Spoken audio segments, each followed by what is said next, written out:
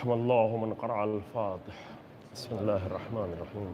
الحمد لله رب العالمين الرحمن الرحيم مالك يوم الدين إياك نعبد وإياك نستعين اهدنا الصراط المستقيم صراط الذين أنعمت عليهم غير المغضوب عليهم ولا الضالين. صدق الله العلي العظيم. لا حول ولا قوة إلا بالله العلي العظيم. أعوذ بالله من الشيطان اللعين الرجيم. بسم الله الرحمن الرحيم. الحمد لله على ما عرفنا من نفسه وألهمنا من شكره وفتح لنا من أبواب العلم بربوبيته ودلنا عليه من الإخلاص له في توحيده وجنبنا من الإلحاد والشك في أمره حمدا لا منتهى لحده ولا حساب لعدده ولا مبلغ لغايته ولا انقضاء لعمده والصلاة والسلام والتحية والإكرام على خير خلقه وأشرف بريته وحامل وحيه ومبلغ رسالات سيد المرسلين خاتم النبيين عابل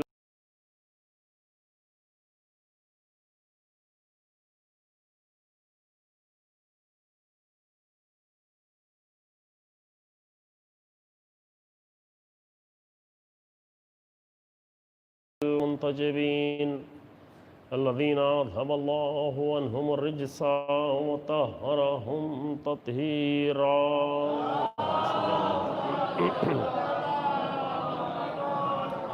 ولعنة الدائمة الباقية على أعدائهم أعداء الله أجمعين.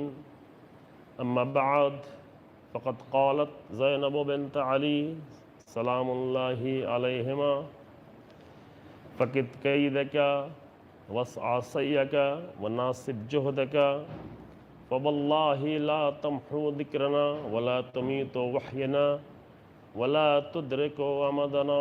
صلوات محمد وعلى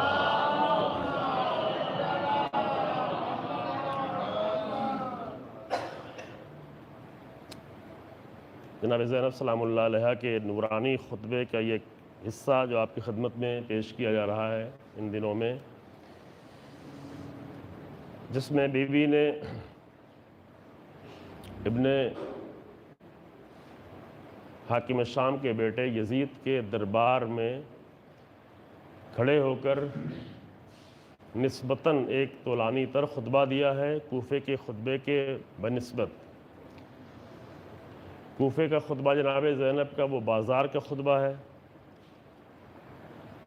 مجمع عام میں ہے، پھر کوفے کے دربار میں ایک خطبہ نہیں ہے، مکالمہ ہے، گفتگو ہے ابن زیاد سے، جس کا ایک جملہ کل میں نے آپ کے سامنے پیش کیا۔ پھر شام کے دربار میں جناب زینب نے وسیع اور بڑا سا خطبہ دیا ہے کہ ابھی پچھلے عشرے میں پورا ایک عشرہ اس خطبے کے موضوع پر پڑھا گیا، البتہ وہ مدراس کا عشرہ تھا، لیکن اس سال کے اعتبار سے آن لائن پڑھنا پڑا، تو شام کا وہ خطبہ وہاں پر بیان کیا گیا جناب زینب سلام اللہ علیہ کا، جو آن لائن ہے۔ لیکن وہ بھی بہرحال ایک عشرے میں جناب زینب کے خطبے کا حق نہیں ادا ہوتا۔ حق تو یوں پوچھے کہ ہم جیسے طالب علم کبھی بھی نہیں ادا کر سکتے، لیکن کسی حد تک بھی حق نہیں ادا ہوتا کہ جن کلمات کو جناب زینب نے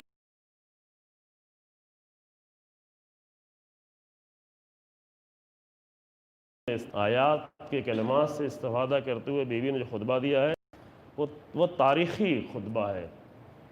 یوں تو تاریخ میں بہت ساری خطابتیں ہوتی رہیں، لیکن کچھ خطابتیں ہیں جو تاریخ ساز ہیں، اور ان خطابت میں ایک خطبہ جناب زینب سلام اللہ علیہ کا یہ ہے جو شام کے دربار میں دیا گیا۔ ایک خطبہ ہے جو انشاءاللہ اللہ اگر توفیق دے تو ہم انشاءاللہ پرسوں یا نرسوں ان دنوں میں آپ کے سامنے پیش کریں گے، امام سید سجاد علیہ الصلوۃ والسلام کا خطبہ، جو امام نے جامع مسجد، شام کی جامع مسجد میں خطبہ دیا تمام مجمع عام میں، اور جو عظیم الشان انقلاب اور تحریک یہ وراثت جو آگے بڑھی گی، موضوع بھی ہمارا یہی ہے کہ اصل کس طرح سے تحریک کی حفاظت کی، جس میں خاص کر امام سید سجاد اور جناب زینب سلام اللہ علیہ کا کیا رول رہا ہے۔ جناب زینب سلام اللہ علیہ کے رول کے اوپر چونکہ ہم پہلے گفتگو کر چکے ہیں، ایک اشرا پورا تقریباً، لہذا ہم اس خمسہ ہے، آپ لوگ جو ہے تھوڑا ابھی زبان سے ہمارے برادر کے نکل گیا دشہرا، تو آپ لوگ گھبرائیں نہیں کہ ہم 10 دن آپ لوگوں کو پریشان نہیں کریں گے، 5 ہی دن ہیں آپ کی خدمت میں انشاءاللہ۔ اس بات تو یہ 5 دن میں امام نے بی بی کے ساتھ، یوں تو جتنے لوگ ساتھ میں آئے ہیں سب اپنا بھرپور کردار ادا کر رہے ہیں، لیکن اہل بیت کے گھرانے کا ایک ادب ہے، کبھی کبھی لوگ سوال بھی ہم سے کر چکے ہیں اور بہت جذباتی ہو کر سوال کر رہے تھے کہ یہ کیا بات ہے کہ آپ لوگ ذاکرین اور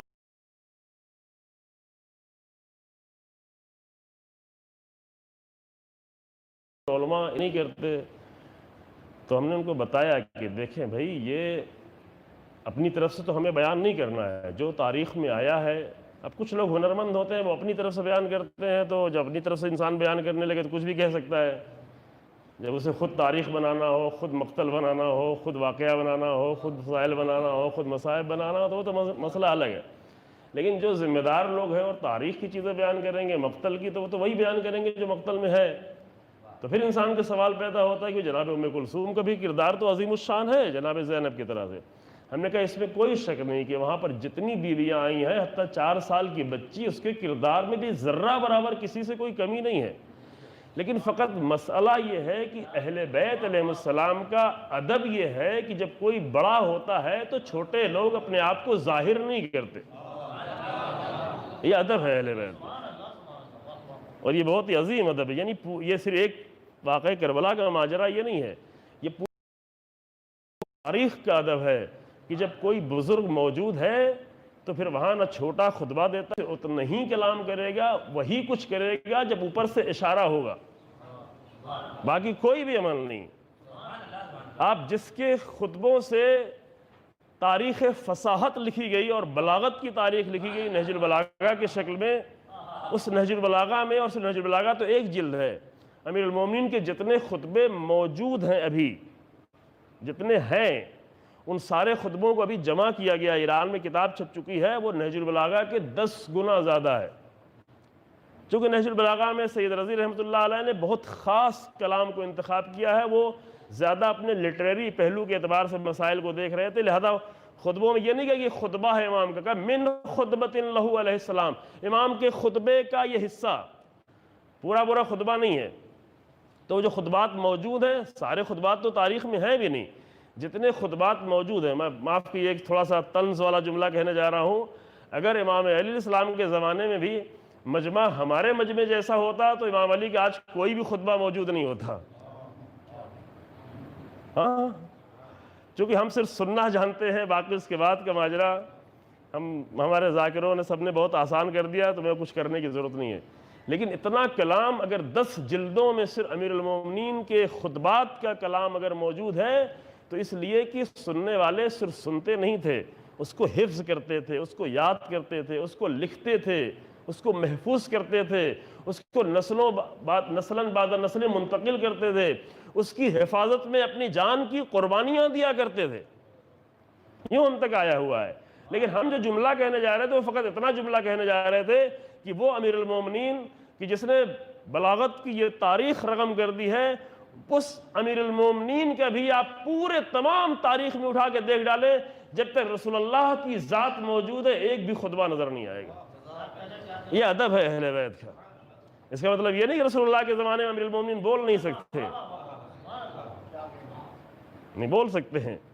ہاں، اگر رسول اللہ نے یمن بھیج دیا ہے تو یمن جا کر صرف چند جملے میں ایسا کلام کیا کہ وہ یمن جو بھی یہ ملک پورا ہے، وہ یمن کی اس کے پہلے رسول اللہ نے مبلغ بھیجے، ان کی تبلیغ سے ذرہ برابر بھی اثر قبول نہیں کیا، لیکن جب امیر المومنین نے جا کر وہاں خطبہ دیا تو ایک دوپہر میں یمن کا سب سے بڑا قبیلہ مسلمان ہو گیا اور پورا پھر یمن مسلمان ہو گیا۔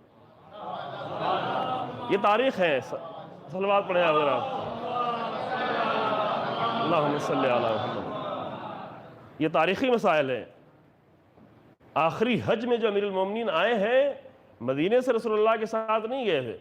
مدینے سے جناب زہرا گئی تھیں، لیکن امیر المومنین یمن سے ڈائریکٹ آئے تھے حج کرنے کے لیے. اور امیر المومنین کے حصے کی قربانی رسول اللہ اپنے ساتھ لے کر گئے تھے حج کی. ابھی تو وہاں قربانی خرید کے کر دی جاتی ہے، ہم لوگ پتہ ہی نہیں چلتا ہوئی کیسے ہوئی.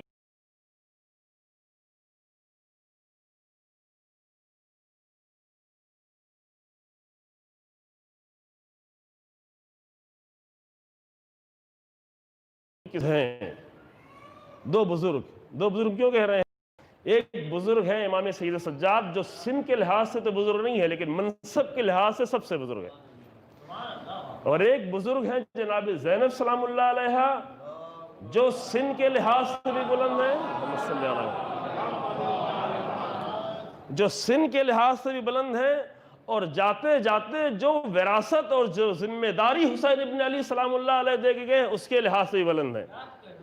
اس بلندی کے لحاظ سے امام سید سجاد کو دیکھا جائے تو منصب کے لحاظ سے بلند ہے، جس کے سامنے جناب زینب آ کے کہتی بیٹا تم بتاؤ یہاں پہ ہم کریں کیا. منصب کو دیکھ کر یہ نہیں کہ اپنی طرف سے فیصلہ کر دیں.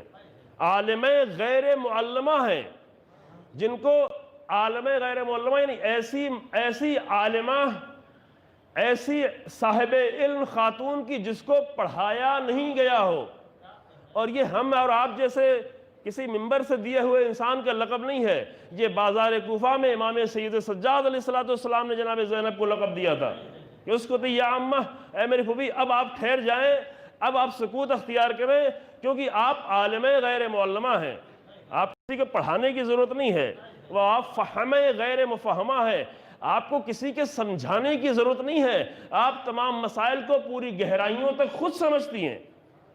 تو وہ بی بی جو علم اور فہم کے اس مقام پر ہے امام کی زبان میں، لیکن وہی بی بی جب منصب کو دیکھتی ہے تو آگے کہتی شرعی مسئلہ ہے، میں اپنی طرف سے فیصلہ نہیں کروں گی. یہ نقطہ ہے، اس کو سمجھیں عزیزو. اس کو خطابت کا نقطہ نہیں سمجھیے گا، یہ دین کی بات ہے. یہ نہیں کہ ہم نے بھی تو پڑھا ہے، ہم نے تو فلاں جگہ ڈاکٹریٹ کیا ہوا ہے، ہم نے تو بڑی نالج حاصل کی ہے، ہم نے تو بڑی حدیثیں یاد کی ہیں. وہ پڑھنا لکھنا یہ سب اپنی جگہ پر ہے. جب مسئلہ شرعی آتا ہے تو جناب زینب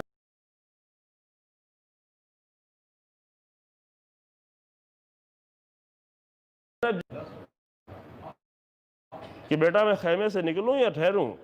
اب یہ کہ مصائب کا مرحلہ نہیں ہے، لیکن سنیں ہماری مجلس میں ہوتا رہتا، مصائب بھی بیچ بیچ میں آتا رہتا، اور کوئی اس میں حرج نہیں عزیزو.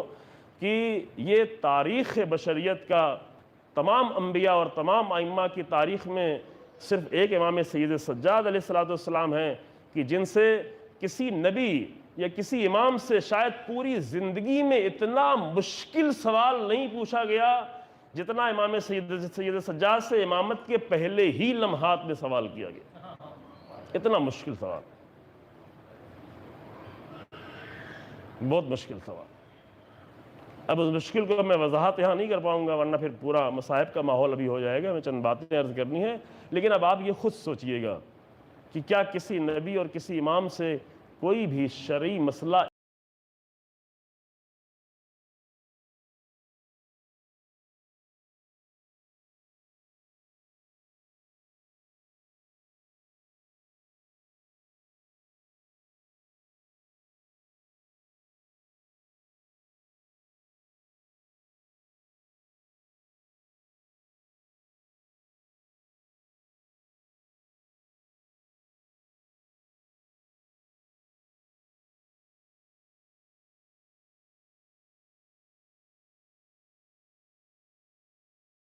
رات میں بھی آ کر پورے اطمینان کے ساتھ اللہ بتاتے ہیں کہ بی بی پھوپھی اماں آپ نکل جائیں خیمے سے.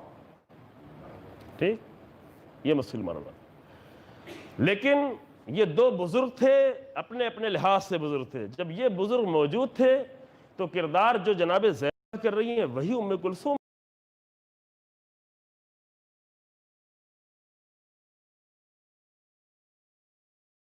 یہی ہے. لہذا سب کا کردار، کسی کا کردار کربلا میں کم نہیں ہے، کسی کا کردار کوفہ و شام میں جس مقام جو جو تھا اس نے کسی نے بھی ذرہ برابر کوتاہی نہیں کی، یہ جان لیں۔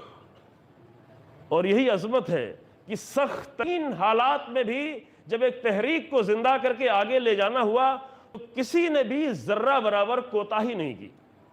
اب اس پہلو سے شاید آپ گفتگو نہیں سنتے، چونکہ ہماری عادت ہے فقط عقیدت کے کلمات کہیں اور اس کے ان مسائل کو زیادہ نہیں کر پاتے، ایموشنل باتیں ہم زیادہ کرنے کے عادی ہیں، لیکن کبھی اس کے ریزنل اور عقلی پہلو کو بھی ہمیں دیکھنے کی ضرورت ہے، کیونکہ کربلا جہاں عشق کی معراج ہے وہیں پر عقلانیت کی بھی معراج ہے،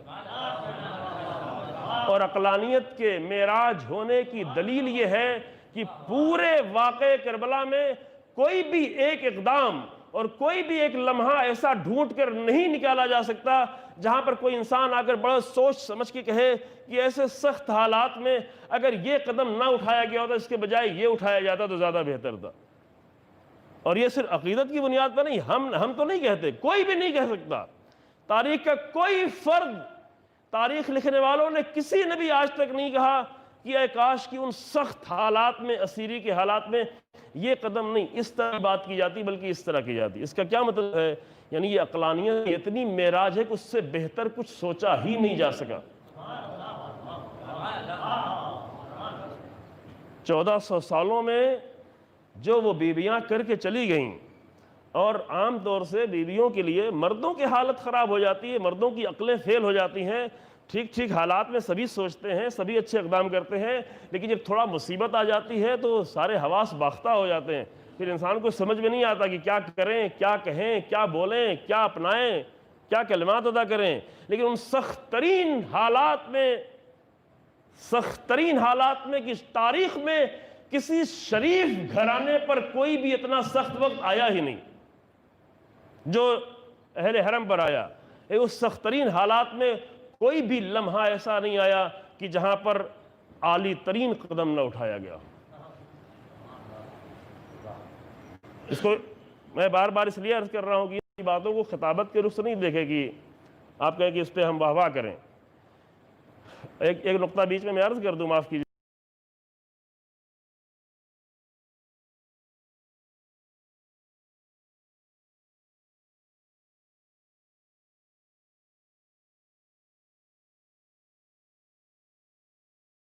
مسئلہ نہیں ہے، لیکن صاحب منبر اگر واہ واہ اور واہ واہ کی آرزو پیدا کرنے لگے تو ہم نے دیکھا ہے کہ بڑے بڑے صاحبان علم بھی صرف واہ واہ کے لیے انہوں نے اپنے معیار کو بہت ہی گرا دیا۔ یہ مشکل ہے۔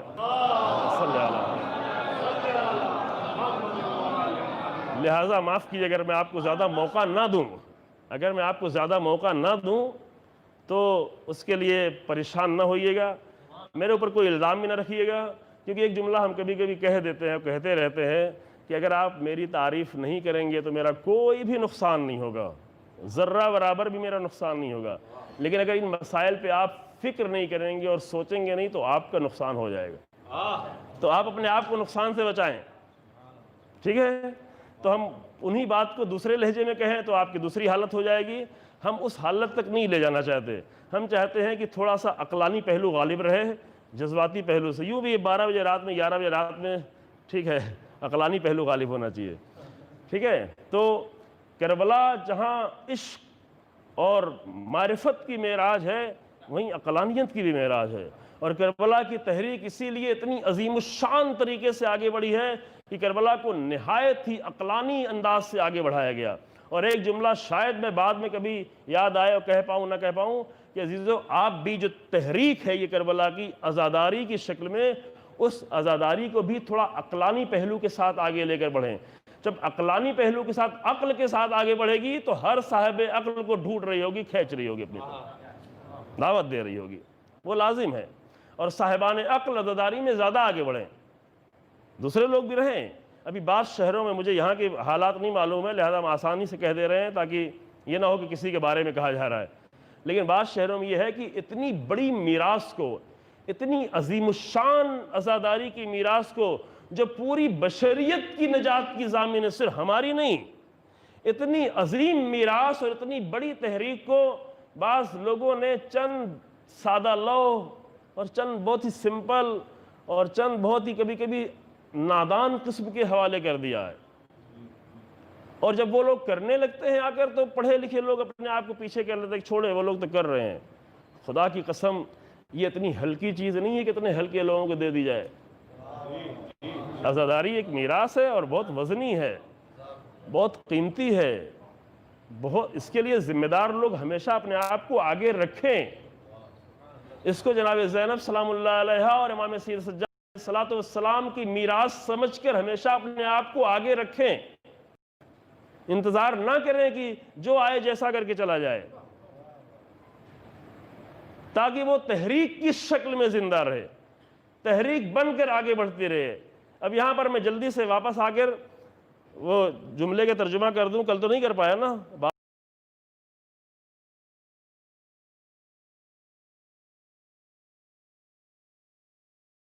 آیات میں اتنی بات تلانی ہو کہ یہ تحریک کیوں ہے۔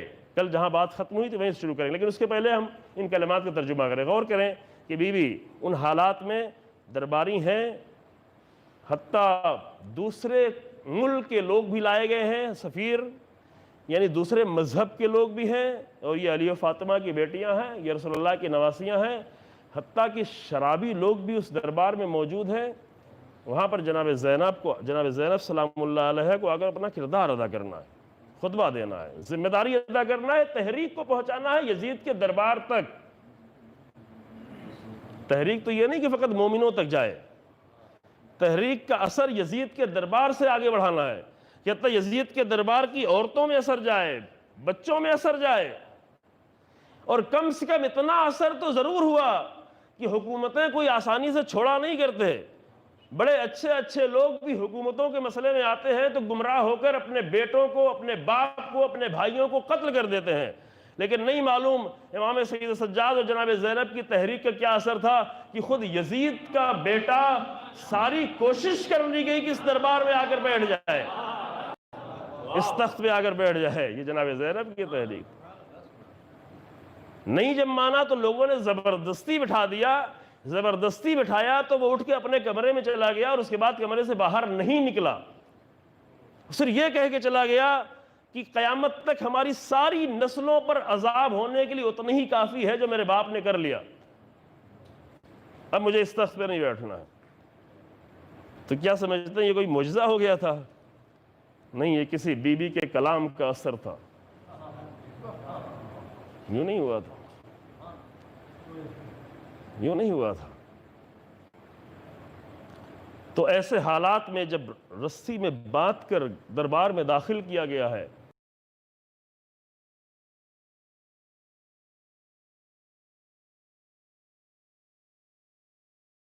ہتھکڑیوں بڑیوں کے علاوہ جب دربار میں داخل ہوئے اور دربار میں سیڑھیاں چڑھ کے جو اوپر جانے کا راستہ تھا، سیڑھیوں کے بغل میں جب جا کے لا کر کھڑا کیا گیا بیویوں کو، تو امام نے فقط ایک سوال کیا کہ یہ بتا کہ اگر اس حالت کو رسول اللہ دیکھیں تو کیا کہیں گے، جس حالت میں لا کے تو نے ہمیں کھڑا کیا۔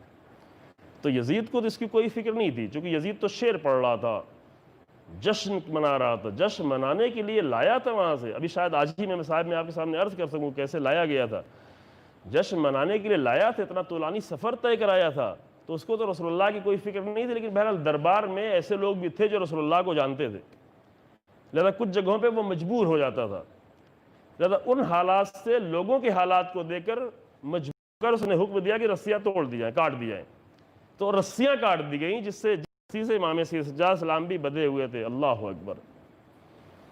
اور پھر وہاں پر جناب زینب سلام اللہ علیہ نے ایک طولانی خطبہ شروع کیا اللہ کی حمد کے ساتھ، کہ یہ اس کا اشارہ میں شاید آخری دن یا ایک دن پہلے اس سے عرض کروں کہ ایسے حالات میں اللہ کی حمد کرنے کا، مومنین کے درمیان میں آ کر ممبر پہ بیٹھ کر اللہ کی حمد کرنا اور ہے، مسجد میں جا کے نماز میں الحمدللہ رب العالمین کہنا اور ہے، اور اتنی لاشوں کو مقتل میں چھوڑ کر اور ایسے بازاروں سے گزر کے آ کر یزید کے دربار میں کھڑے ہو کر اللہ کی حمد کہنا یہ اور ہے۔ سمجھ رہے ہیں؟ فرق ہے، ہر حمد ایک جیسی نہیں ہے۔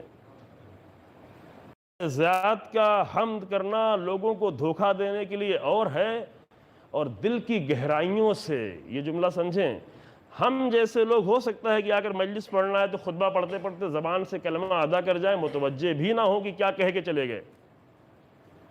حمد کے کلمات واقعاً کبھی کبھی ایسا ہوتا ہے انسان نہیں اتنے عظیم کلمات، ابھی جو میں نے شروع میں چند کلمات آپ کے سامنے ادا کیے حمد پروردگار کے، وہ سارے کلمات امام سید سجاد علیہ السلام کے۔ اب ایک صلوات پڑھی لیں، بہت دیر ہو گئی ہے۔ اللہم صلی علی محمد۔ بہت ہی عظیم الشان کلمات، البتہ وہ صحیفہ سجادیہ کے ہیں، وہ خطبے کے نہیں ہیں، وہ بہت ہی عظیم الشان کلمات۔ تو ایسے حالات میں اتنی مصیبتوں میں کھڑے ہو کے اللہ کا شکر ادا کرنا، حمد یعنی شکر، حمد کے ایک معنی ہے شکر، حمد کا ایک معنی ہے تعریف کرنا، حمد کا دوسرا معنی ہے اللہ کا شکر ادا کرنا۔ شکر کرنے کے لیے زیادہ شکرن للہ کم کہا جاتا ہے، الحمدللہ زیادہ کہا جاتا ہے، یہ عرب کلچر میں ہے۔ تو ایسے حالات میں، ان مشکل وقت میں جو بھی خطبہ دے رہا ہے، صرف یہ نہیں کہ امام سید سجاد، صرف یہ نہیں کہ جناب زینب، حتیٰ فاطمہ بنت الحسین، حسین ابن علی سلام اللہ علیہ کی جوان بیٹی، اس بیٹی نے بھی جو مختصر سا خطبہ دیا ہے کوفے میں، اس میں بھی سب سے پہلا کلمہ یہ ہے کہ اے میرے اللہ، تیری اتنی حمد ہے کہ جتنا آسمان میں ستارے ہیں اور زمین میں ذرات ہیں۔ تو یہ حمد زبانی حمد نہیں ہے، یہ دل کی گہرائیوں سے نکلی ہوئی حمد۔ ایک تو وہ ہے کہ جو زبان سے کوئی بات کرتے ہی نہیں، یہ وہ لوگ زبان سے صرف بات کرتے ہیں جو آ کر رول پلے کر رہے ہوتے ہیں یا مثلا ایکٹنگ کر رہے ہوتے ہیں۔ وہ ممکن ہے کہ دل سے بات نہ کریں، پورا مصائب پڑھ لیں، پورا مجمع رو پڑے اور خود شاید انسان کو رونا نہ آئے، چونکہ وہ اتنے دل سے بات نہیں نکل رہی ہے، تاثر بھی ظاہر نہ ہو۔ لیکن وہ اہل بیت کے گھرانے میں جب کوئی انسان کوئی بھی جملہ کہتا تو کوئی لفظ نکلتا ہی نہیں ہے جو فقط زبان کا لفظ ہو، بات دل سے نکلتی ہے۔ اور دل سے نکلی ہوئی بات کا قانون امام موسی کاظم علیہ السلام نے بیان کیا۔ یہ حدیث جلدی سنیں، اہم حدیث ہے۔ امام نے فرمایا کہ ان الموعظہ اذا اخرجت من اللسان لا يتجاوز عن الاذان، موعظہ اور اچھی باتیں اگر صرف زبان سے نکلتی ہیں، مجرد اللسان یعنی صرف زبان سے نکلتی ہیں، تو لا يتجاوز عن الاذان، تو وہ کانوں سے آگے بڑھ ہی نہیں پاتی، فقط کان تک پہنچتی۔ کان کے پردے جھنجھنا جائیں، مشکل ہو جائے، پھر بعد میں معذرت بھی کریں کہ آپ نے شمع خراشی کر دی، ہم نے آپ کی بہت چیخے چلائے، وہ سب کچھ ہو جائے گا، لیکن بات دل تک نہیں اترے گی۔ چاہے کتنا بھی ایمپلیفائر لگا دیا جائے، کتنے بڑے ہارن لگا دیے جائے، کتنے بڑے اسپیکرز لگا دیے جائیں، کتنا بھی چیخا چلایا جائے، لیکن اگر بات صرف زبان سے نکلتی ہے تو اس کے پہنچنے کی جگہ فقط کان ہے۔ لیکن وَإِذَا أَخْرَجَتْ مِنَ الْقَلْبِ دَخَلَتْ فِي الْقَلْبِ، لیکن اگر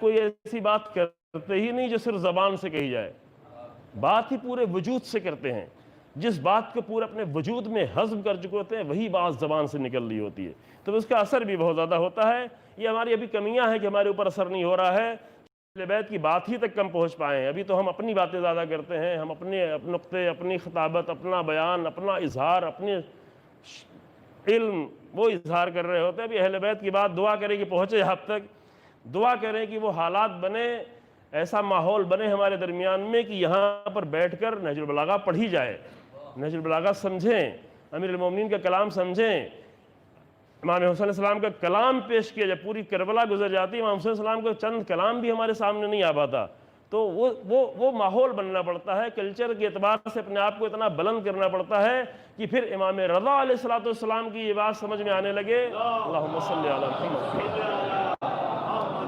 کہ امام رضا علیہ السلام نے فرمایا کہ اگر لو علم الناس، تھوڑا اس پہ توجہ کریں، میں واپس آ رہا ہوں، لو علم الناس محاسن کلامنا لتبعونا، یہ بات جگہوں پہ ہے کہ ان الناس لو علموا محاسن کلامنا لتبعونا، معنی کے لحاظ سے دونوں بالکل ایک ہے، الفاظ سے ادھر ادھر ہیں۔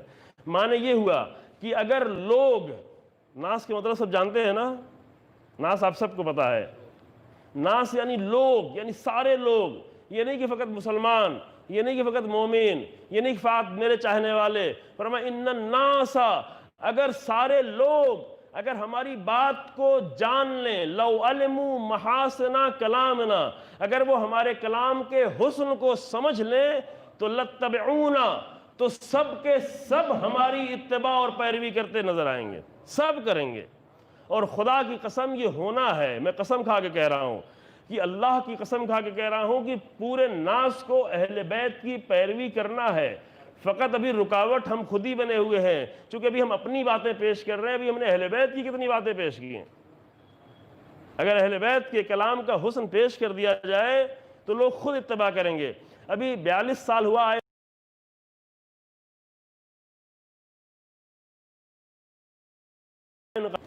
ایک ایک ملک آپ نے حالات، مثلا نائجیریا میں صرف ان 42 سالوں میں 1.25 کروڑ سے زیادہ لوگ، جہاں پہ شیعت کا نام لوگ نہیں جانتے تھے، ابھی وہاں اہل بیت کے بہت ہی ہم سے کہیں زیادہ اچھے شیعہ موجود ہیں۔ کیوں موجود ہیں؟ اس لیے کہ اہل بیت کے کلام سے آشنا کیا گیا ہے۔ اور اسی لیے میں قسم کھا کے کہتا ہوں کہ جیسے جیسے لوگوں میں بیداری بڑھتی جائے گی، ایک صلوات پڑھیں، صلوات پڑھیں، کر لیں، جلدی کر لیں، کر لیں، آپ کر لیں۔ اب لوگ ان کی طرف متوجہ نہیں ہوں۔ اللہم صلی علی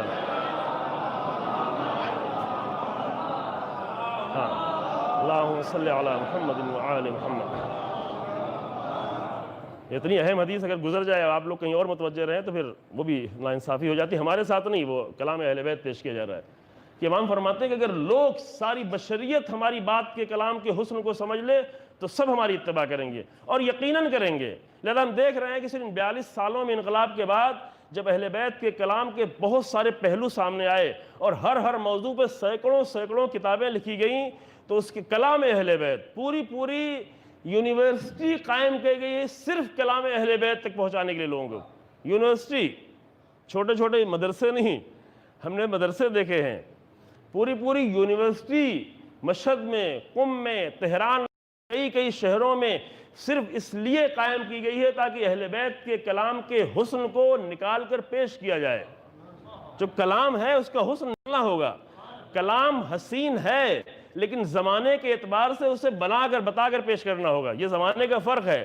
اہل بیت اس طرح کلام کرتے ہیں کہ ہر زمانے کے ساتھ ساتھ وہ آگے بڑھتا جائے، اس کی رفتار بڑھتی جائے، اس کا حسن آگے بڑھتا جائے۔ جس طریقے سے اللہ نے زمین کے اندر پیٹرولیم کا خزانہ لاکھوں سال پہلے سے چھپایا ہوا تھا، معلوم ہوا 100 سال پہلے، اب اگر اس کو نکالیں گے تو یوں ہی نکال کے پیٹرول استعمال کرنا نہیں شروع کریں گے، اس کو بہت سارے منزلوں سے گزارنا پڑے گا تاکہ زمانے کے لائق ہو جائے۔ تو یہ کام آ کر ابھی ہو رہا ہے، بہت بڑے پیمانے پہ ہو رہا ہے۔ انشاءاللہ آپ لوگ دعا کریں گی اور بھی بہت زیادہ ہو، کیونکہ یہ رسول اللہ بہت پہلے ہی فرما گئے تھے۔ یہ حدیث رسول اللہ کی ہے عزیزو، یہ بات کسی ملک کی نہ سمجھے گی، ملک کوئی اہم نہیں ہوتا، ملک کی سرحدیں بھی کوئی اہم نہیں ہوتی۔ اگر ہم یہاں پر ایک ملک کا نام لیں تو وہ مطلب یہ نہیں کہ وہ ملک مراد ہے، اصل ملک کی کوئی حیثیت نہیں ہے۔ اگر ملک کی حیثیت ہے تو اس وقت ہوتی ہے کہ وہاں پر بات کیا کی جا رہی ہے، کام کیا ہو رہا ہے۔ لہذا یہ حدیث مجھے یہاں تک نہیں لانا تھا، معاف کیجیے گا، لیکن یہ حدیث اتفاق سے، میں اس لیے کہہ رہا ہوں کہ یہ سب آپ دھیان نہیں دیں جو اور سننے والے ہیں کہ یہ شیعوں کی ہوگی یا کہیں ایران کے لوگوں نے یہ حدیث نہ گڑھ لی ہو۔ یہ حدیث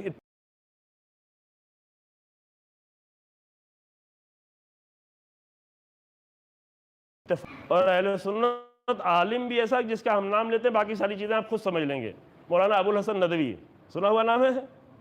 تو یہ حدیث میں پڑھنے جا رہا ہوں، وہ ایک ایسے عالم جو ڈائریکٹ جڑے ہوئے تھے آل سعود سے اور ان کی حکومت سے، ان کی کتاب میں نے پہلی بار یہ حدیث پڑھی، بعد میں پھر یہ حدیث پڑھتے رہے اور جگہوں پر، لیکن ہماری کتاب ہے کہ اگر علم ثریا کی بلندیوں پہ ہوگا، ثریا ستارہ ہے نمونہ، اگر علم ثریا کی بلندیوں پر بھی ہوگا تو فرزندان ایران اسے حاصل کر لیں گے۔ تو مسئلہ یہاں ایران کا کچھ نہیں ہے، مسئلہ یہ ہے کہ اگر وہاں پر اہل بیت کا مکتب زندہ ہونا شروع ہو جائے گا، وہ ثریا کا علم بھی حاصل کر لیا جائے گا، سمجھ رہے ہیں؟ اور ثریا کے علم سے مراد فقط یہ نہیں کہ حوزے کے چند علم، فقط حوزے کے علم نہیں، اور وہ ہم نے دیکھ لیا کہ 42 سال کی انقلاب کی تاریخ میں جس پر بڑا فخر تھا دنیا کی بڑی طاقتوں کو، ڈرون اور یہ اور فلاں، اس کو صرف مار کے نہیں گرایا،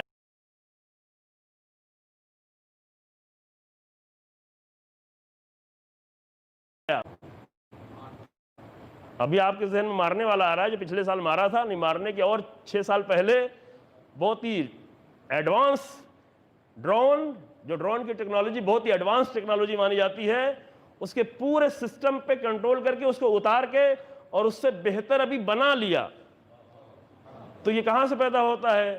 یہ کسی ملک کا کام نہیں عزیزو، یہ ایک مسئلہ نہیں ہے.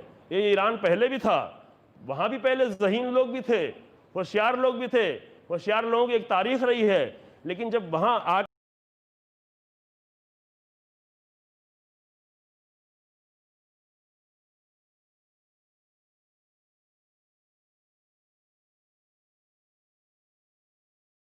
کر، اور یہ ہم بھی کر سکتے ہیں. یہ نمونہ میں اس لیے پیش کر رہا ہوں کہ یہ فقط ان کے لیے، اگر اس تحریک سے ہم بھی متصل ہو جائیں تو یہ ہم بھی کر سکتے ہیں. آپ سمجھتے ہیں کہ جو اتنے بڑے بڑے علم کے تجربے ہوتے ہیں، ابھی دنیا میں جتنے بھی اولمپیاد ہوتے ہیں، اولمپیاد کیا کہتے ہیں؟ اولمپیاد کہتے ہیں. اولمپیاد جو ہوتے ہیں اس میں جو رینک آتی ہے، مثلا ہمارا ملک اتنا وسیع ملک ہے لیکن رینک کے لحاظ سے جا کے دیکھ لیں، آپ چیک کر لیں. مثلا ایک ایران چھوٹا سا ملک، 8 کروڑ کی آبادی، ہم 135 کروڑ کی آبادی، لیکن ایران کہیں آگے ہے. جبکہ ہمارا علمی سفر تقریباً 72 سال سے چل رہا ہے، ان کا علمی سفر 42 سال سے شروع ہوا.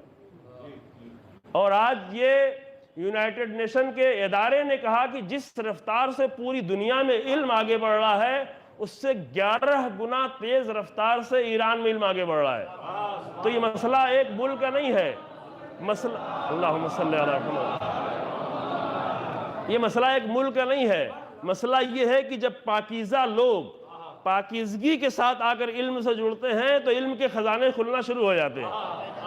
اور یہ قانون قرآن کا ہے. قرآن کی سب سے بڑی آیت جو پورے ایک صفحے کی آیت ہے، 282 سورہ بقرہ، اس کے آخر میں قرآن کہتا ہے وَاتَّقُوا اللَّهَ وَيُعَلِّمُكُمُ اللَّهُ، تم تقوی اختیار کرو، علم اللہ تمہیں دے گا.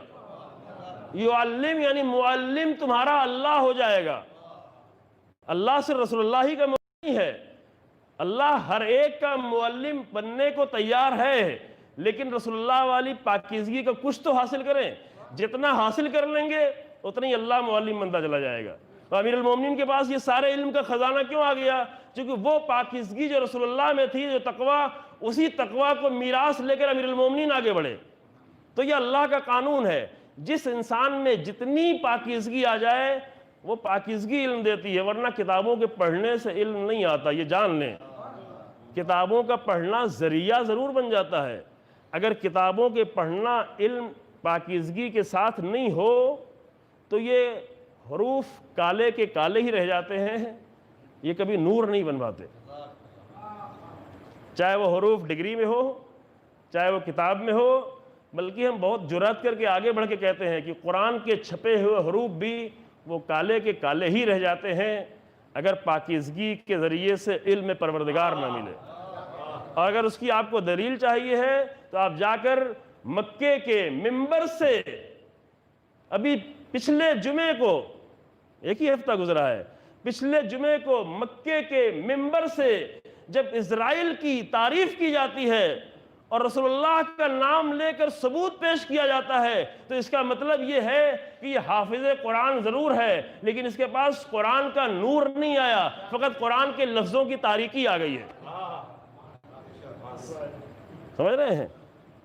لفظ کالے ہی رہتے ہیں، اور وہ لفظ کالے ہی رہتے ہیں. یہ آپ تھوڑا جرأت کے ساتھ سنیں، وہ لفظ کالے ہی رہتے ہیں. اس کی اور بھی دلیل چاہیے؟ آپ کے چہروں کو دیکھ کے میں ایک دلیل دے رہا ہوں، ورنہ مجھے اتنا روکنا نہیں تھا. اس کی اور دلیل چاہیے تو وہ جو نوک نیزہ پہ جنگ صفین میں بلند کیا گیا تھا وہ واقعہ نہیں قرآن تھا، لیکن صرف قرآن کے حروف تھے، قرآن کا کاغذ تھا، قرآن کی دفتی تھی، قرآن کا علم نہیں تھا. اور جو وہاں واقعاً وارث قرآن تھا وہ کہہ رہا تھا کہ قرآن میرے پاس ہے، قرآن میرے سینے میں ہے، قرآن میرے علم میں ہے، آؤ میں بتاتا ہوں کہ قرآن کیا ہے. جب قرآن، اللہم صلی علی محمد، اگر صرف لفظوں میں رہو گے تو لفظوں میں قرآن سے لوگوں کو دھوکہ بھی دے دیا جائے گا، دھوکہ دیا جائے گا. یہ باتیں تھوڑا جرأت کے ساتھ کہنا پڑتی ہیں لیکن دھوکہ دیا جائے گا. اب ایک نکلتا جا رہا ہے، پھر مجھے دلیل بھی آپ کے سامنے بیان کرنی پڑ رہی ہے. امیر المومنین نے جنگ صفین کے بعد فوراً جو جنگ نہروان ہوئی، جنگ نہروان میں عبداللہ ابن عباس کو بھیجا اور بھیج کے کہا جا کے ان کو سمجھاؤ، ہم ان کو مارنا نہیں چاہتے، ہم ان کو قتل کرنا نہیں چاہتے، یہ گمراہ ہو گئے ہیں، یہ پوری امت میں فتنہ پیدا کر رہے ہیں. جا کر ان کو سمجھاؤ، اگر یہ سمجھ جاتے ہیں تو ان کے خون معاف کر دیا جائے، انہیں چھوڑ دیا جائے، اگرچہ انہوں نے بہت بڑا جرم کیا ہے لیکن پھر بھی چھوڑ دیں گے۔ اگرچہ انہوں نے جنگ صفین کا نقشہ بدل دیا، جنگ صفین میں آ کر امیر المومنین کو گھیر لیا اپنے ہی لشکر کے لوگوں نے کہ آپ مالک اشتر کو روکے ورنہ آپ کو قتل کر دیں گے، اتنا بڑا جرم کر کے آئے، 4 مہینے سے لڑی جانے والی جنگ اس کو تبدیل کر دیا اس کا رخ، لیکن امیر المومنین پھر بھی کہہ رہے ہیں کہ اگر وہ قرآن سے، اگر وہ ہدایت پا جائیں، اگر وہ پلٹ جائیں، اگر وہ توبہ کر لیں تو ابھی بھی ہم ان کو معاف کر دیں گے۔ لیکن جب عبداللہ ابن عباس کو بھیجنے لگے تو امام نے کہا جا تو رہے ہو لیکن ان کو جا کر قرآن کی آیتوں سے نہیں سمجھانا، کیونکہ تم قرآن کی آیتیں کسی اور مقصد سے پڑھو گے، وہ بھی قرآن کے حافظ ہیں، وہ کچھ اور پڑھیں گے، وہ بھی پڑھیں گے۔ یہ سمجھ رہے ہیں نا، یہ تاریخ کے مسئلے ہیں، بلکہ ان کو جا کر تم رسول اللہ کی سیرت کے ذریعے سے سمجھانا، اور یہ امیر المومنین کہہ رہے ہیں۔ اور آج کہنا ہوگا تو ہم کہیں گے کہ آ کر رسول اللہ کی سیرت سے سمجھائیں، آ کر امیر المومنین کی سیرت سے سمجھائیں۔ آج ہمارے بہت سارے جوان جگہ جگہ گمراہ کیے جا رہے ہیں، ان کو کیسے سمجھائیں؟ وہ کتاب کی دلیل آپ پیش کرتے ہیں، دلیل وہ بھی پیش کرتے ہیں، حدیث آپ پیش کرتے ہیں، حدیث وہ بھی پیش کرتے ہیں۔ بہت ساری حدیثیں آخر گڑھ کے ہمارے یہاں رکھی گئی ہیں، اسی لیے رکھی گئی ہیں، تو پھر کیسے سمجھائیں؟ سمجھانے کا بہترین طریقہ یہ ہے کہ ان کے سامنے سیرت پیش کرو کہ حسین ابن علی نے کیا کیا ہے، امام علی نے کیا کیا ہے، امام حسن نے کیا کیا ہے، انہوں نے اپنی زندگی میں کیا کیا ہے۔ کیا وہی کیا ہے کہ دین کے نام پر لوگوں کو بے دین بنا رہے ہو؟ اہل بیت کا نام لے کر لوگوں کو بے دین بنا رہے ہو، یہ تو اہل بیت پر ظلم ہے۔ اہل بیت پر اس سے بڑا اور ظلم اور کیا ہو سکتا ہے کہ اہل بیت کا نام لے کر لوگوں کو مسجدوں سے دور کر دیا جائے، لوگوں کو نمازوں سے دور کر دیا جائے، لوگوں کو عبادتوں سے دور کیا جائے، یہ نقطے پڑھے جائیں کہ ہم اس مسجد میں نہیں جائیں گے جس میں امیر المومنین کو قتل کر دیا گیا۔ یہ ہے، یہ تو ابھی امیر المومنین کے گلے پر تلوار مار رہے ہو۔ جو کہ دیکھیں چھوٹے انسان اور بڑے انسان کا فرق کیا ہوتا ہے؟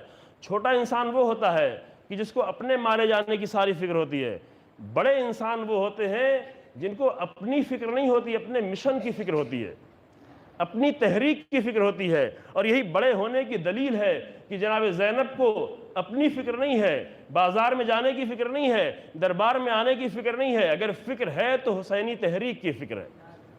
یہ بڑے لوگوں کی نشانی ہے۔ اور امیر المومنین کو اس بات کا اتنا غم نہیں ہے کہ میرے سر پہ تلوار مار دی گئی، تلوار مارنے میں تو فرما رہے فزت و رب الکعبہ، کعبے کے رب کی قسم میں کامیاب ہو گیا، وہ ظالم ملعون، لیکن امیر المومنین یہ فرما رہے ہیں۔ لیکن اگر امیر المومنین کے مشن پر آ کر کوئی تلوار چلائے، امیر المومنین کے راستے سے لوگوں کو دور کرے، امیر المومنین کی عبادت سے محروم کر دے، امیر المومنین کی پاکیزگی اور تقوی سے جوانوں کو دور کر دے، تو یہ امیر المومنین کے مشن پہ تلوار چلائی جا رہی ہے۔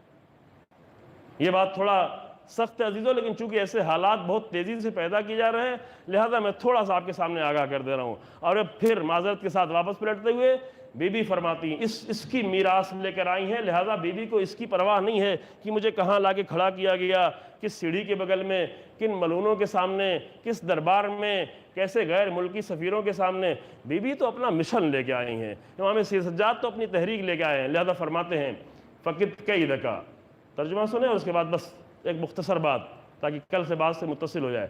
فقط کئی دکا، اے یزید تجھے جتنا بھی فریب اور دھوکہ کرنا ہے کر لے، قید یعنی مکر، دھوکہ، تجھے جتنا بھی دھوکہ دینا ہو تو دھوکہ دے لے، وسع سعیک، اور تجھے جتنی بھی کوشش کرنی ہے وہ کوشش بھی کر لے۔ جو کوشش تو بہت کر رہا تھا نا، اور یہ المیہ ہے کہ باطل کے لوگ کبھی کبھی زیادہ کوشش کرتے ہیں، حق والے کہتے ہیں حق تو آگے بڑھی جائے گا، ہمیں کیا کرنا ہے، یہ نہیں سوچنا چاہیے، حق کے لیے بھی کوشش کرنا ہے۔ اور یہیں کربلائی میں جا کے دیکھ لیں کہ یزید کے باطل کی کوشش زیادہ ہے، یہ امام سید سجاد کے حق کی کوشش زیادہ ہے۔ اس پہلو سے کبھی دیکھا ہے کربلا کو کہ وہ درباروں میں عیش و عشرت میں آ کر کوشش کرنا وہ باطل کی کوشش ہے، اگرچہ بہت کوشش کی گئی، لیکن امام سید سجاد علیہ السلام نے کن حالات میں حق کو آگے بڑھانے اور تحریک حسینی کو زندہ رکھنے کی کوشش کی۔ تو حق کی کوششیں جو اللہ کے لیے ہوتی ہیں وہ اتنی عظیم ہوتی ہیں۔ بس آسَیَکَ، جتنی بھی تجھے کوشش کرنا ہے وہ تو کوشش کر لے، وَنَاسِبْ جُهْدَكَ، اب صحیح سے بھی آگے بڑھ کے کیا ہے وہ جہد ہے، جہد سے بنا ہوا جہاد، یعنی تجھے جتنا بھی جہاد، اب یہیں سے جہاد کے دو معنی بھی سمجھ لیں، ایک جہاد ہے جو حق کا جہاد ہے جو کربلا میں حسین بن علی کے اصحاب انجام دے رہے تھے، ایک جہاد ہے جس کو جناب زینب کے تجھے جتنا بھی جہد کرنا ہے، جتنا بھی جہاد کرنا ہے وہ کر لے۔ وہ کون سا جہاد ہے؟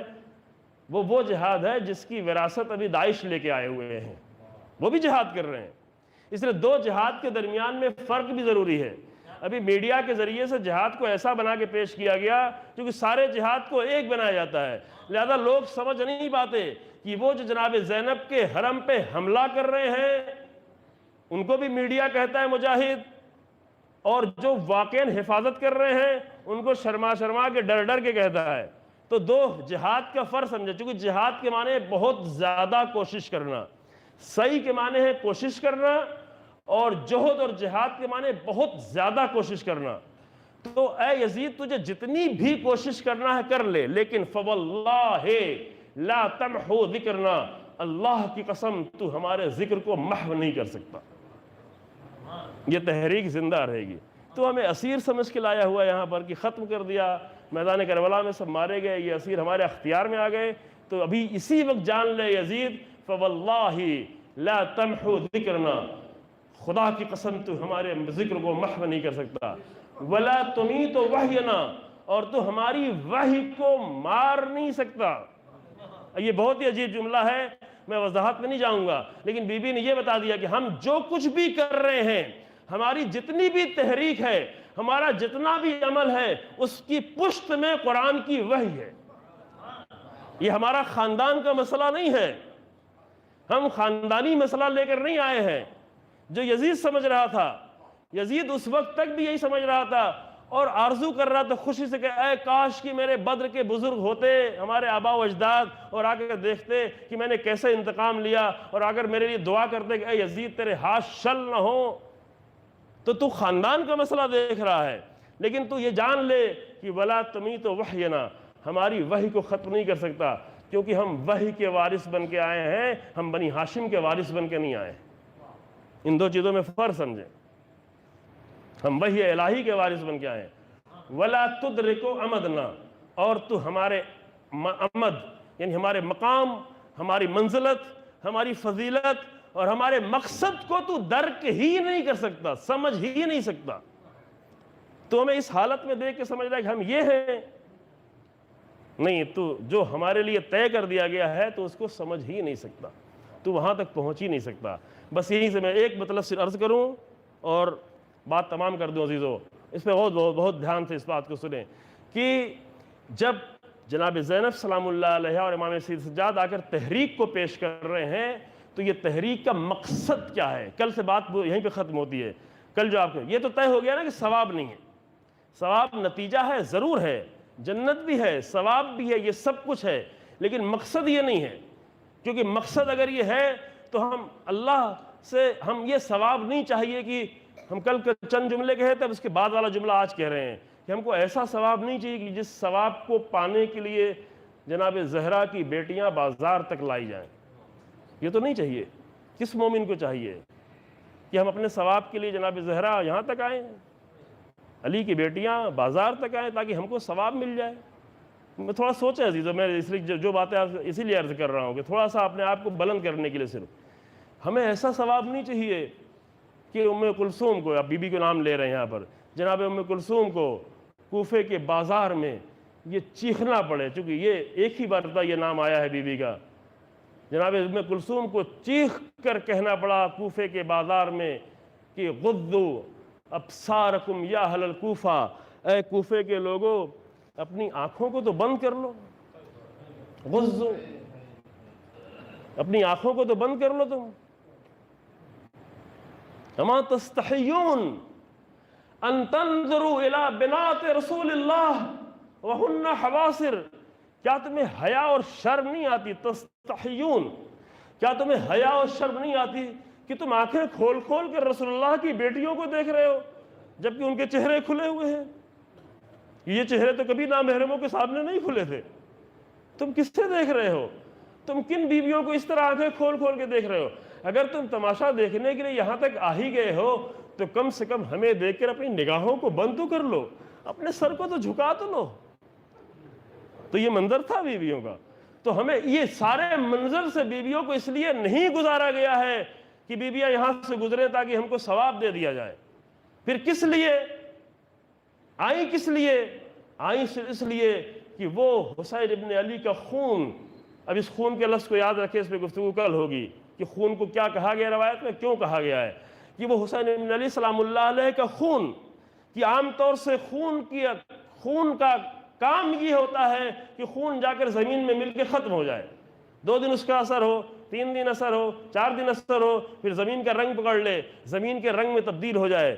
لیکن حسین ابن علی کا خون صرف زمین کی حد تک نہیں، زمین کی حد تک تو آج بھی یہ ثابت ہے کہ کربلا میں رنگین ہو جاتا ہے وہ خون، لیکن صرف زمین اور خاک کی حد تک نہیں، صرف خاک کی حد تک عاشور کے بعد ہی نہیں بلکہ 50 سال پہلے رسول اللہ نے بھی دکھایا تھا کہ خون رنگین ہو جائے گا. لیکن وہ صرف خاک کی حد تک نہیں بلکہ خون حسین ابن کی تحریک کو جناب زینب شام تک لائیں، اور شام سے پھر کہاں جائے، پھر پورے دنیا میں جائے، ایران میں جائے، مصر میں جائے، ہند میں آئے، افریقہ میں جائے، انشاءاللہ بہت جلد یورپ میں جائے، امریکہ میں جائے، اور وہ حالات پیدا ہوں کہ حسین ابن علی کی تحریک کے نتیجے میں پوری انسانیت اتنا آمادہ ہو جائے کہ وہ امام زمان کی حکومت کے لائق بن جائے. یہ ہوں گے، یہ میں قسم کھا کے کہتا ہوں، یہ ہوں گے اور بہت جلد انشاءاللہ تعالی ہوں گے. حالات یہ بتا رہے ہیں. لیکن یہ ساری تحریک کی ہی رکھی اس لیے گئی تھی، بیویوں کو لایا اس لیے گیا تھا تاکہ اس تحریک کے نتیجے میں حسینی تربیت کا سلسلہ بیوی آگے بڑھا دیں. کہ حتیٰ یزید کے دربار میں بھی اثر ہونا شروع ہوا. یزید کے دربار میں لوگ شہید ہو رہے ہیں، روم کا سفیر شہید ہو رہا ہے. تحریک یعنی یہ روم ایک ملک کا سفیر، آپ سمجھ رہے ہیں، روم یعنی یہ صرف اٹلی نہیں، اس روم جو بھی اٹلی کا کیپٹل ہے، روم یعنی پورے یورپ کا نمائندہ، صرف یہ دیکھ کر کہ نبی کے نواسے کے ساتھ ایسا سلوک. اور اس نے کہا کہ تم یا یزید ملعون تو کیا کر رہا ہے؟ ہم اپنے نبی کے کتنی نسلوں کے بعد رہنے والے لوگ ابھی بھی میرے قدموں کی خاک اٹھاتے ہیں، اور تو اپنے نبی کی بیٹی کے بیٹے کے سر کو اس طرح رکھے ہوئے ہیں نظروں کے سامنے. تو یہ تحریک تھی جناب زینب سلام اللہ علیہ. تحریک کا اثر روم کے سفیر تک پہنچا. اور یہ ساری گفتگو کا مقصد بھی یہی عزیزو کہ اگر وہ تحریک کا تھوڑا سا بھی ہمارے اندر اثر ہو جاتا ہے تو ایک جملہ میں جلدی سے کہہ رہا ہوں لیکن اس پہ زیادہ غور کریے کہ شاید اگر وضاحت کرنی پڑی تو کرے کبھی، لیکن نہیں ہوگا. کہ اگر تحریک سے ہم تھوڑا سا جڑ جاتے ہیں تو بھی ہمارے بہت سارے ابھی بزرگوں کو فکر ہے جوانوں کے بارے میں، پھر یہی جوان کل یہ بھی اپنے ماں باپ اپنے بچوں کے لیے بزرگ بنیں گے تو ان کو اور زیادہ فکر ہوگی کہ میرے بچے کہاں جائیں، کس کالج میں جائیں، کس یونیورسٹی میں جائیں، کیا کریں، کس پہ بھروسہ کیا جائے. اتنا کلچر خراب ہے، اتنی گندگی ہے، اتنا ماحول خراب ہے. خدا کی قسم کوئی بھی گندگی اثر ہی نہیں کر سکتی اگر اپنے آپ کو حسین ابن علی کی وراثت سے اور تحریک سے جوڑ لو. اگر رسم ادا کرو گے تو رسم صرف عزا خانے میں ہوگی، کیونکہ رسم کا قانون ہی یہی ہے کہ رسم کسی خاص جگہ پہ ہوتی ہے اور کسی خاص وقت میں ہوتی ہے. لیکن ان رسموں میں، ہم رسم کو منع نہیں کر رہے ہیں، لیکن اگر ان رسموں میں حسین ابن علی کی تحریک اور مومنٹ ڈال دیا جائے تو اس میں روح پیدا ہو جاتی ہے. جب تک رسموں میں روح نہ ڈالی جائے تو وہ مردہ ڈھانچہ بن کے رہتی ہے. کوئی بھی رسم ہے، آپ ختنے کی رسم ہے، شادی کی رسم ہے، مہندی کی رسم ہے، اس کی رسم ہے جو آپ لوگ کرتے ہیں اپنی شادی بیاہ میں، کیا ہوتے فلاں وقت میں فلاں جگہ پر، بعد میں آئے تو کیا ہوا، کہا نہیں کھانا ختم ہو گیا، جاؤ بھوکے جاؤ. اب تو ختم ہو گیا نا، کیونکہ رسم کا وقت بھی معین ہے، رسم کی جگہ بھی معین ہے. اگر ہم نے کربلا کو صرف رسم کے طور پہ رکھا تو اس کا وقت معین ہے کہ چاند نکلے گا تو ایک ایک رسم شروع ہو جائے گی، اور فلاں وقت میں امام حسین السلام کو الوداع کہہ دیں گے کہ اب شام غریبہ ہو گئی، ہم بھی مجلس کرتے کرتے تھک گئے ہیں، اب الوداع، پھر دوبارہ پھر حوصلہ کریں گے، پھر دوبارہ شروع کریں گے. لیکن خدا کی قسم اگر تحریک لے کے چلیں گے تو یہ تحریک پہلی محرم سے عاشور تک تو فقط تیاری تھی، اصل تحریک عاشور کے بعد شروع ہوتی ہے، مومنٹ اس کے بعد کے لیے ہے. پہلی محرم سے ساری تیاری تھی کہ عاشور کے لائق اپنے آپ کو بنائیں. یوں ہی تو انسان عاشور کے لائق نہیں بن جاتا. تو اگر اس سے اپنے آپ کو متصل کر دیا ہمارے جوانوں نے، ہمارے پاکیزہ جوانوں نے، تو خدا کی قسم آئندہ جتنے بھی خطرات آنے والے ہیں اور جتنی بھی گندگیاں پھیلائی جانے والی ہیں، محفوظ کون رہے گا؟ محفوظ یہ رہ جائیں گے جو حسین بن علی کی تحریک سے جڑ گئے ہوں۔ بس میں یہیں پہ ختم کرتا ہوں عزیزو۔ اس مقصد کے لیے جناب زینب سلام اللہ علیہا کو اتنی بڑی قربانی دینی پڑی، اتنے عظیم مقصد کے لیے امام سید سجاد کو ایسا سفر طے کرنا پڑا۔ ہم مصائب میں پھر وہی جملہ پڑھتے ہیں جس کا وعدہ کیا تھا کہ کون سا سفر طے کرایا گیا ہے؟ ایک سفر تھا بیویوں کا جو کربلا سے کوفے تک کا سفر تھا۔ کربلا سے کوفے تک کا جو سفر ہے وہ تقریباً ابھی اگر دیکھیں تو کچھ 90 کلومیٹر کا بنتا ہے، اس زمانے میں شاید تھوڑا بہت کم رہا ہو، لیکن بہرحال 80-90 کلومیٹر کا سفر تھا، جو 12 محرم کے دوپہر سے لے کر 11 محرم کے دوپہر سے لے کے 12 محرم کی صبح تک اتنی جلدی تیز سفر طے گئے اونٹوں پر۔ تھوڑی دیر آپ مصائب میں بھی تھوڑا سا آپ انشاءاللہ آپ تھوڑا کر لیں گے، بعد میں آپ خود سوچتے رہیں گے کہ اونٹوں کا سفر ایک ایسا ہوتا ہے کہ مجھے لگتا ہے کہ آپ میں سے شاید کوئی اونٹ کا سفر کسی نے نہیں کیا ہو، لیکن دیکھا سب نے ہوگا۔ اڑنے کا انداز ایسا ہوتا ہے کہ جب اونٹ چل رہا ہوتا ہے تو انسان کے پورے جسم کو جھجھوڑ کر رکھ دیتا ہے، پورا جسم۔ سواریوں میں انسان ڈھونڈتا ہے کہ اسموتھ سواری ہو جس میں ہمیں تکلیف سفر کچھ زیادہ نہ ہو، لیکن بدترین سواری اونٹ کی ہوتی ہے کہ جس طرح وہ چلتا ہے پورا جسم۔ لہذا اونٹ کا کوئی کاروانی سفر ہوتا تھا، گھوڑے پہ لوگ تیز چلتے تھے، دور دور تک جاتے تھے، لیکن اونٹ میں جلدی جلدی قیام کرتے تھے۔ مثلا امام حسین السلام کو مکے سے لے کر کے کربلا تک تقریباً 24 منزلوں پر ٹھہرنا پڑا، کیونکہ بیویاں ساتھ میں ہیں، بچے ساتھ میں، اونٹوں پہ سفر ہے، لہذا تھوڑی تھوڑی دور چلنے کے بعد امام ٹھہر جایا کرتے تھے، تھوڑا آرام کر لیں، سفر کر کے آئے ہیں، مشکل مرحلہ ہے۔ جبکہ ان اونٹوں پر کجاوے بھی رکھے ہوئے تھے۔ کجاوے رکھے ہی اس لیے جاتے تھے تاکہ اچھے کجاوے رکھے جائیں، تاکہ اونٹوں کے جھجھوڑنے کے اثر جسم پر کم پڑے۔ جیسے گاڑیوں پہ اچھی سیٹیں ہوتی ہیں تو اس کا اثر انسان کے جسم پہ کم پڑتا ہے، اس طرح اونٹوں پہ کجاوے رکھے جاتے تھے تاکہ کجاوے کی وجہ سے تھوڑا سا اثر کم ہو۔ پھر عرب کی دھوپ بڑی تیز ہوا کرتی تھی، شدید، اوپر سے محمل ہوا کرتی تھی، تاکہ دن میں سفر کرنا ہے، دھوپ سے چہرے جلنے نہ لگے، جسم جلنے لگے، محمل اوپر ہوتی تھی۔ اور پھر جگہ جگہ رکنا ہوتا تھا، پانی کا انتظام ہوتا تھا، خیمے لگائے جاتے تھے، سائے کا انتظام کیا جاتا تھا، چونکہ سفر سخت تھا۔ بیویاں تو یہی سفر کر کے آئی تھی مدینے سے مکے تک اور مکے سے کربلا تک، لیکن جب کربلا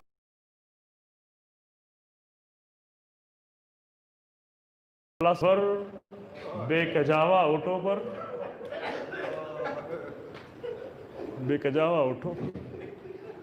محملوں کے سائے کے بغیر، اور اونٹ جب چلتا ہے انسان گھبرا کر، خاص کر بچے اور بیویاں گھبرا کر کچھ پکڑنا چاہتی ہیں، چونکہ اونٹ کے چلنے کا انداز، دوڑا رہے تھے، اونٹ چلا نہیں رہے تھے، اونٹ کو تیزی سے دوڑا رہے تھے، تو گھبرا کر کچھ پکڑنا چاہتے ہیں، لیکن وہ کیا پکڑے جن کے ہاتھ سے گردن بدھے ہوئے ہیں۔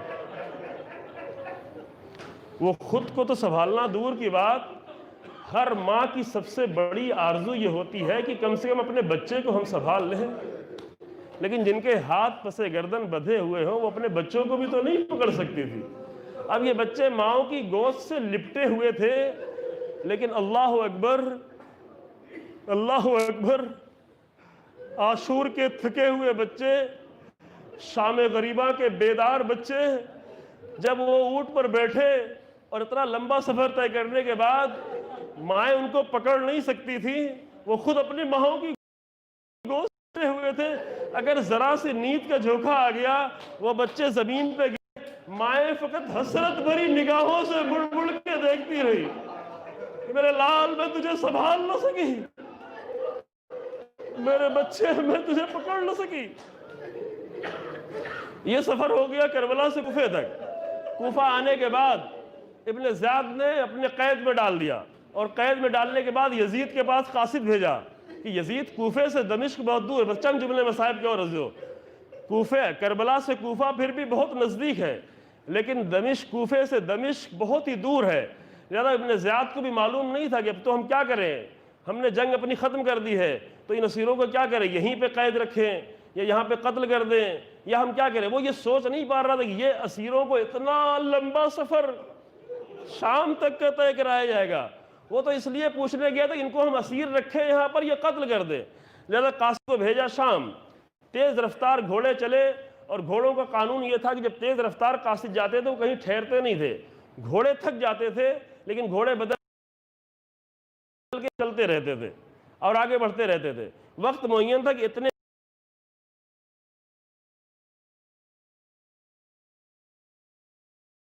دن، ادھر ابن زیاد نے کہا کہ دیکھو فلاں وقت میں فلاں دن میرا قاصد آ جائے گا، اگر میں یہاں سے نعرہ تکبیر کی آواز بلند کروں، چونکہ زندان اسی دربار میں تھا، اگر میں نعرہ تکبیر کی آواز بلند کروں تو یہ سمجھ لو یزید کے قتل کرنے کا حکم آ گیا ہے، اگر تمہیں کچھ کرنا ہے، ملنا جلنا ہو تو مل لینا۔ یہ مقتل کے جملے۔ لیکن اگر نعرہ تکبیر بلند نہ ہو تو اس کا مطلب یا تمہیں آزاد کر دیا گیا، تمہارے بارے میں کوئی اور فیصلہ ہوا۔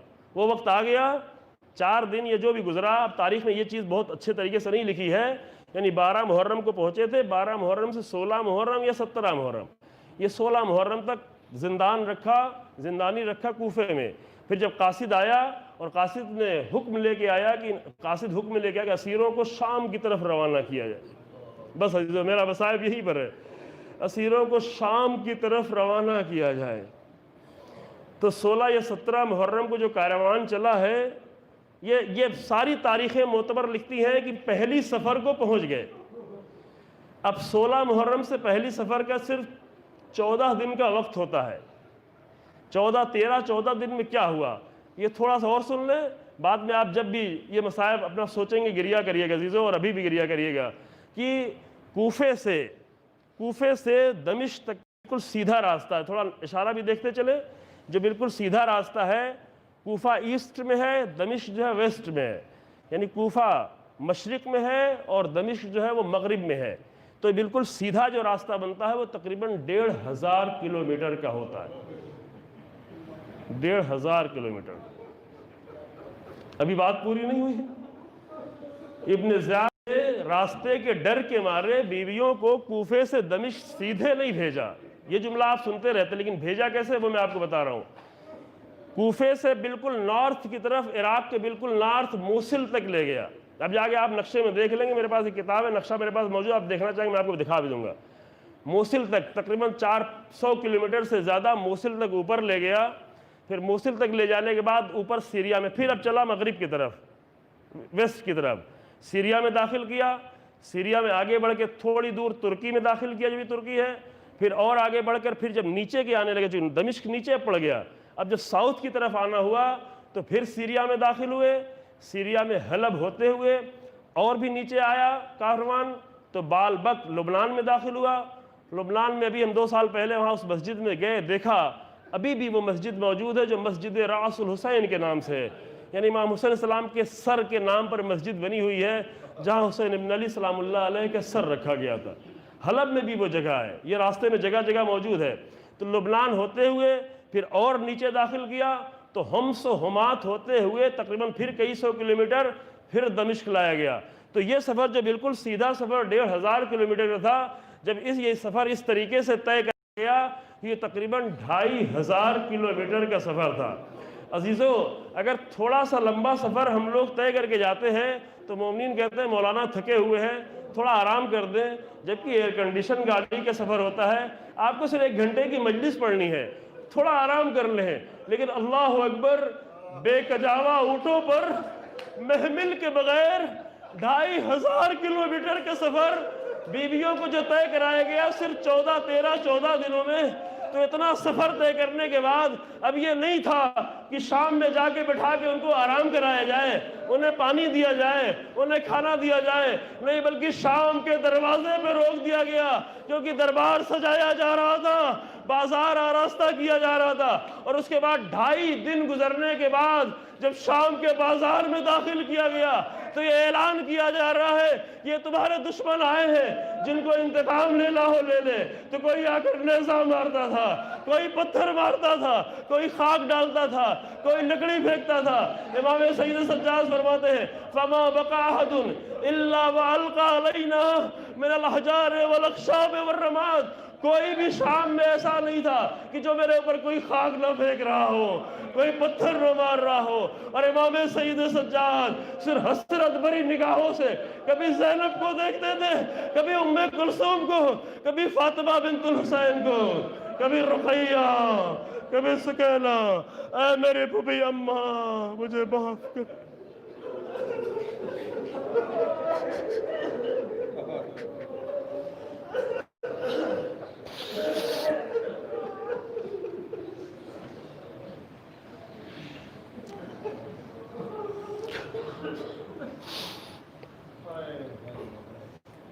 فاطمہ حسین